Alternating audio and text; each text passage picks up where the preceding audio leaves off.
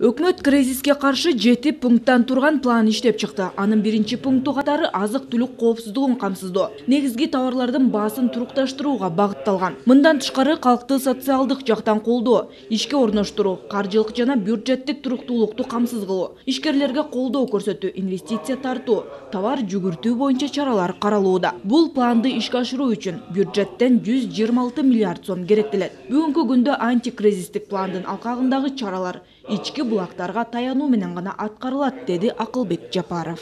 Мы помним пандемийный период, тогда, когда, к сожалению, случился черный июль, страна жила только за счет внешней помощи. 2020 жылы кара июль учурунда мамлекет бир гана сырттан келген акчалар менен жашаган. Анда бардыгы болуп 350 миллион доллардын тегерегинде жардам келген. Биз болсо кризиске каршы планда өзүбүздүн ички ресурска таянуу менен чараларды улантабыз. 2022 жылдын январына карата бажы алымдарынын көлөмү 203,6%га өстү.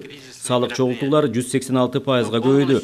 2022 жылдын январдын жыйынтыгы менен биз 2021 жылдын ушул мезгилине салыштырмалуу 15-16 миллиард сомго көп чогулта алдык. Роста по итогам 2021 года резервтерди түзүү үчүн 2,2 миллиард сом бөлүү пландалууда. Айлык акы жана жөлөк пулдарды көбөйтүүгө 32,9 миллиард сом каралган. Минералдык жер семирткичтерди жана үрөн сатып алууга 2,5 миллиард сом бөлүнгөн. Пайыздык үстөктөрдү субсидиялоого жана дыйкандарга жылдык 6% менен насыя берүүгө жалпысынан 26 миллиард сом каралган. Чакан жана орто бизнести колдоо үчүн жылдык 10%дык насыяларды берүү пландалууда.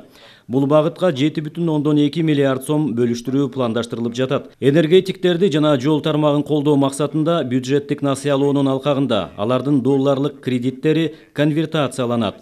Бул үчүн 36 миллиард сом керектелет.